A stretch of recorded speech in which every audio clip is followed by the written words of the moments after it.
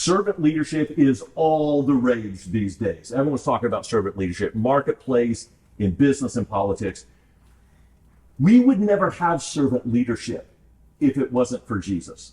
I know that sounds like an outrageous claim, but it's just a fact. Servant leadership came from Jesus. Prior to him, no leader ever led by serving first. Zero, none, nada. In fact, because of Jesus, we have terms like civil servant and prime minister. Those go straight back to Jesus. So this is a really important chapter. But you said something that at first sounded like a contradiction to me.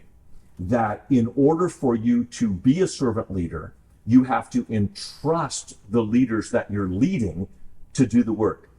That seemed odd to me because isn't servant leadership serving them rather than making sure that they serve someone else? Well, and if you think about it, one of the best ways that we lead them is to empower them and to make them able to be their own leaders. It's the idea that there is no success without a successor.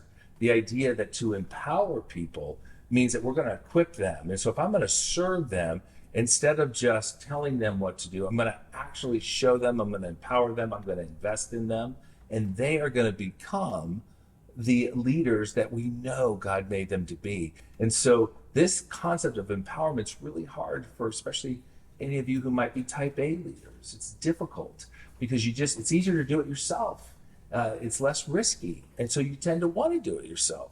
So this concept is, if I'm going to serve them well, I'm going to empower them, I'm going to invest in them, and I'm going to equip them to lead. Okay.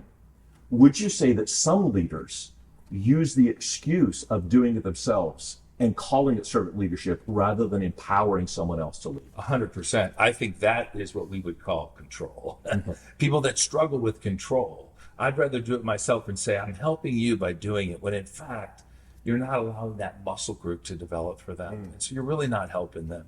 So if I'm hearing you correctly, when I relay race illustration, when I pass the baton, I'm actually serving the person that I'm passing it to. Is that right? It's exactly right. Wouldn't it be crazy if in that analogy, you pass a baton, hand it to them, but you never release it. You never let go. And you walk alongside of them.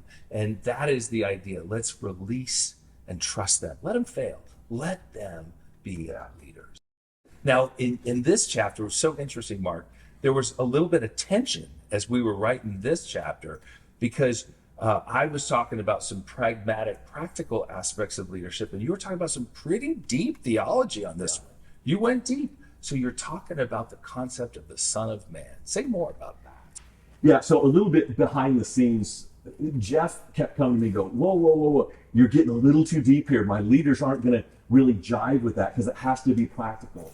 But I couldn't let it all go, because Son of Man is one of the most powerful leadership lessons in the entire Bible.